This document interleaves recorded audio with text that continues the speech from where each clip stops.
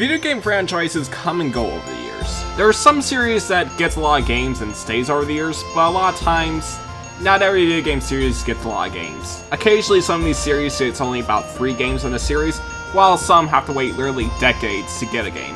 And Nintendo is no exception, because there's a lot of Nintendo franchises over the years that some of them do not get the love as other series do. Which honestly makes sense, because Nintendo is still a company, and they'll always focus on the main series that makes them the most money. And that includes the second-party developers that have their own flagship series. Whether it's HAL with Kirby or Monolith Soft with Xenoblade, a lot of these games do a lot of love, and they get a lot of support with those studios. However, sometimes, a series can be still alive thanks to one person's passion. Pikmin 4 has been in talk for Nintendo fans for nearly 8 years, ever since a 2015 interview where they stated that Pikmin 4 was in near completion. But as the years go by and a couple of spin-offs here and there, we all thought that this whole thing was just a fluke. But once we were watching that 2022 September Direct, we were watching through a lot of farming games, they finally announced Pikmin 4.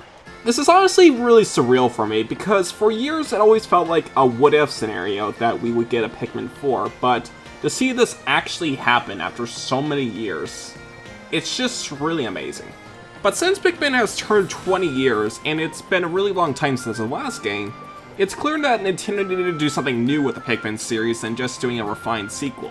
Because as we all know, a lot of Nintendo series that enter the Switch era had a lot of shakeups and evolutions for their series. And that's why I can describe Pikmin 4. It's not just a simple sequel, it's an evolution to the Pikmin series. And since this is a brand new game, I'm not going to be going too deep into spoiler territory. I'm only going to be showing a recording talking about the first 3 areas of this game, with the basic synopsis and such to give you an idea what the game is like. So it's going to be about minor spoilers, not major spoilers. We waited a decade for this. I am not going to be majorly spoiling a new game. So if you want to go into this game completely blind, I highly recommend not to watch this video. But with everything out of the way, let's get started. When you start the game, you have this elegant little title screen around that's just so breathtaking. It's just the environments, an elegant piano, and the brand new Pikmin 4 logo. And before I start the actual game, I think I should just talk about the logo itself. I honestly think the new Pikmin logo looks alright. I kind of prefer the older ones, but for what this is, I pretty like it. The only thing I'm a bit iffy on was Nintendo rewriting the history for Pikmin games by changing logos into the new one. Their commitment to the new logo is kind of crazy for what they've done. They even updated the Switch version of Pikmin 3 to relegate for the new logo, even though the in-game and the box art are completely different. They even changed the logo for Hey Pikmin, the one Pikmin game you can't even play on the Switch or any other modern hardware. Let me see here. Oh, it seems Nintendo made this game in the Unreal Engine. Personally, I don't really care about this stuff as long as the game itself is pretty good, but it's really interesting seeing Nintendo using a mainstream game engine instead of their own. But hey, maybe this engine will do wonders for Pikmin 4. The only other first-party Nintendo game I could think of that used this engine was Yoshi's Crafted World, and that game looked amazing. But I'm getting a bit off topic, so for the story. The game starts with a retelling of the events of Pikmin 1, where Olimar gets crash landed to the Pikmin planet, and he tries to find the ship parts. But it's not a one-for-one retelling, as there's a brand new buddy Olimar had that was never in the original game. This is Moss, Olimar's animal buddy, who is some reason a green homophobic according to the Pikmin community. I don't know why they thought he was homophobic, but f that dog. So when you start the game, Olimar is heading to this area to find his final ship part. This area is pretty much a small tutorial area where you can just go crazy, explore the area, and try to experiment with the Pikmin. This is a good area for newcomers and veterans to get a good grip on the controls, because this game controls a bit differently from the previous games. But I'll talk about those in a bit. So as Olimar explores this mysterious area, he finds himself with the final ship part, and he never returned.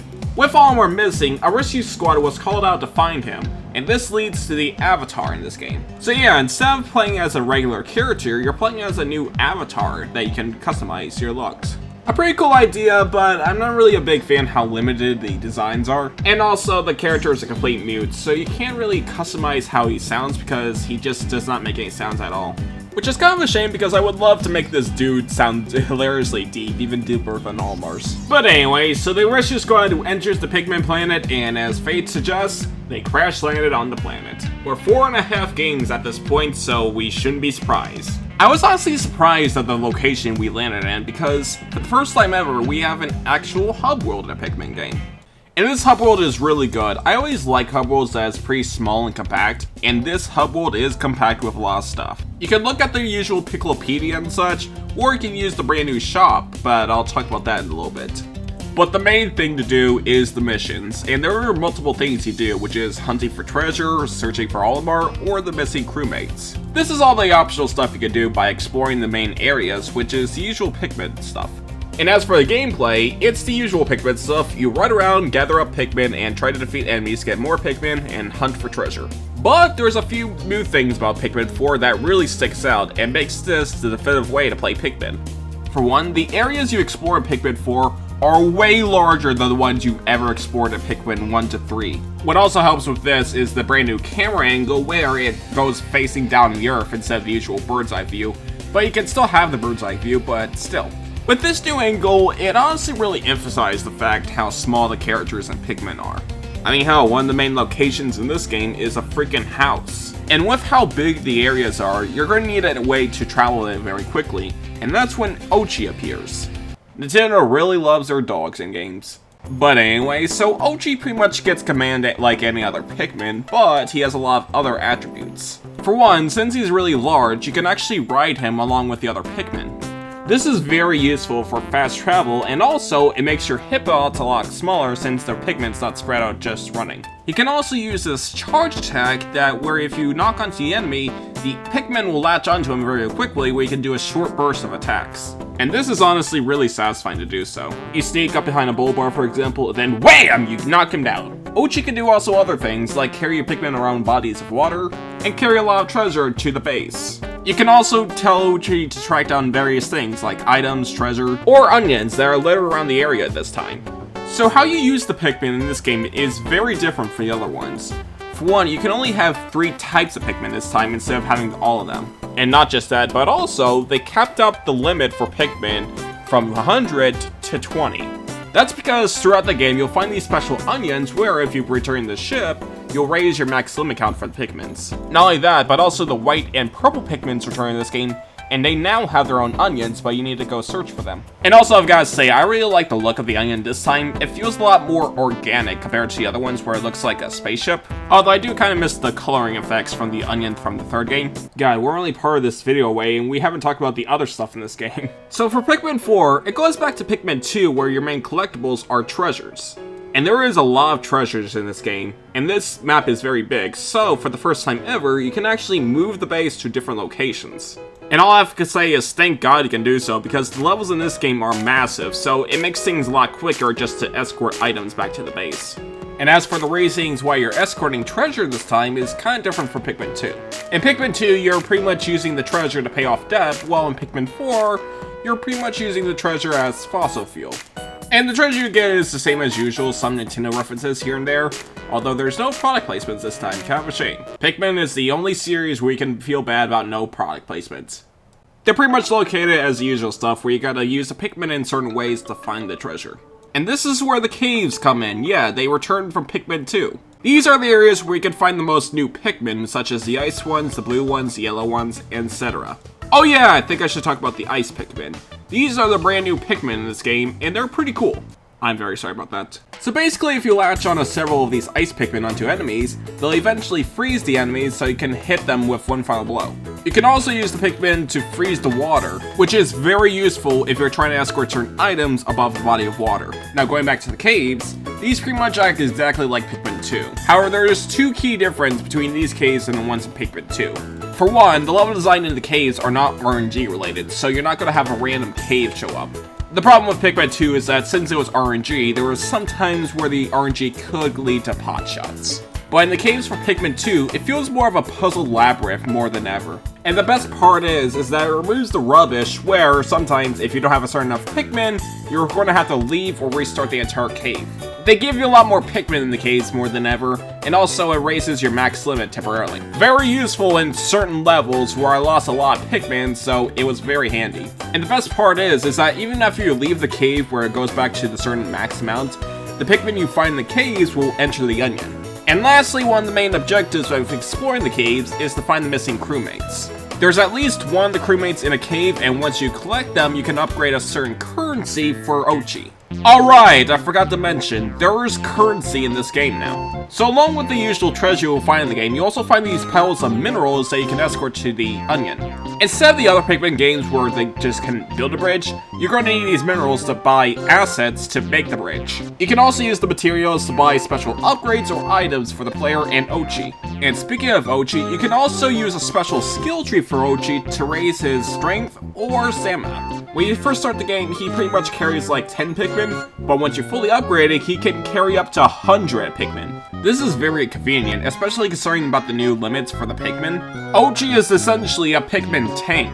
And we haven't even talked about the other new stuff about Pikmin, like the brand new modes in this game. The first major one is the Dandori mode. So for some reason, Olimar has been turned into this little leaf creature. And yeah, it is Olimar, not really spoiling anything. That's like the equivalent of saying that I spoiled the ending of Mega Man 6, where Dr. Wily is Mr. X. But anyway, so Olimar is creating a herd of leaf people by escorting the crewmates into the onion. And this leads to the Dandori battles. There are two versions of these things. So here's the Dandori battles work. It's the usual cave areas, but there's an interesting twist. For one, you cannot bring in a bunch of your Pikmins from the outside. You can only have a certain amount of Pikmin depending on the Dandori battle. Secondly, there's a really strict time limit for each of these areas. So the main idea is try to multitask the Pikmin as much as you can. Although for these challenges, it's very interesting because it is actually more than just a simple challenge. It's more of a practice when you try to do the actual exploration in this game. These challenges will make your Pikmin work all the time. There's no way you can have one of the Pikmins idle. You need to have them at least escorting one item. Especially when you're trying to do the platinum ranking in these games, because these things can be really challenging. You cannot have one of the Pikmin just stand there. And honestly, I really love these sections. They're very tension, they're very interesting, they're very fun. And also, there's the other version of the Dandori, which is the one with Olimar. These are pretty much just a simple competitive play where you're going up against Olimar to collect as much treasure as you can. If you're able to beat Olimar, you're able to find one to capture castaways from him. If I only have one gripe with this section, I'm not really a big fan of the split screen format of this one. I don't know, for some reason I find these sections a bit disorienting, mostly because with a game like Pikmin, you really need to know about your surroundings, so to have it cut off your screen like that, it's just, I don't know. But even then, I still think these are really good. And it's a really good new addition to the Pikmin games. And as for the final new addition to Pikmin 4, we have the night sections. I was very curious on how these will work, because for a second I thought they removed the time limit for the Pikmin series with this one. But no, actually the gameplay in this one is very unique compared to the other sections of this game. The best way I could describe it is a mix of tower defense with Five Nights at Freddy's. So if Olimar transforming the castaways into these little leaf creatures, they need to find a cure. And this is where the night section is, where you need to defend these little hive things from monsters, because these things contain the key to the cure. However, it's not going to be easy, since you're going around this at night, the creatures around the area are a lot more feral. And not just that, but also, you only have one Pikmin, which is the exclusive Pikmin in these sections, the Glow Pikmin. These things are very fast when it comes to escorting items back, and once they do, they come back to you instantly. Which is very useful, because that means you can collect a lot more items to get more of these Glow Pikmin. And you're going to need a lot of these Pikmin to protect the hive. But luckily, there is some advantages you can do, like for example, if you defeat all the monsters, you can win easily, but also, you can set up these fake hives to lure the monsters away from the real one. Honestly, I think these are a bit of the weakest part of the game. I still find these really enjoyable, and I find it as an interesting twist to the usual Pikmin gameplay. And also, I really like how they remixed the result theme to make it more calm since it's the morning.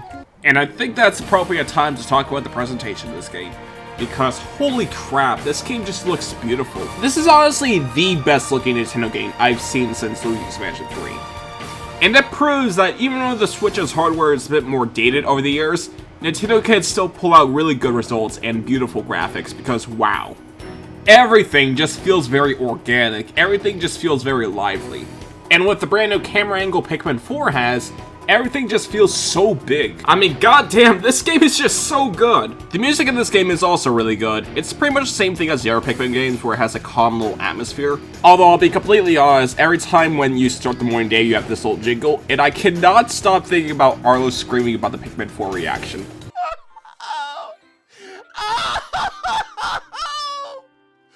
Oh, it's 2023!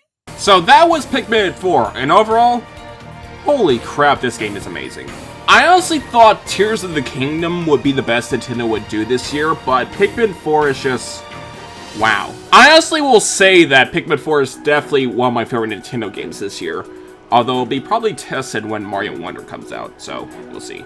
If you're very curious on the Pikmin series, I highly recommend trying out Pikmin 4 and the other Pikmin games that's on Nintendo Switch. Honestly, it's really cool seeing Nintendo release all the mainline Pikmin games under one console. It makes things very convenient. But as of now, let's just sit back and celebrate our reward for the 10-year wait. Pikmin 4 is definitely the best Pikmin game in this series, far none.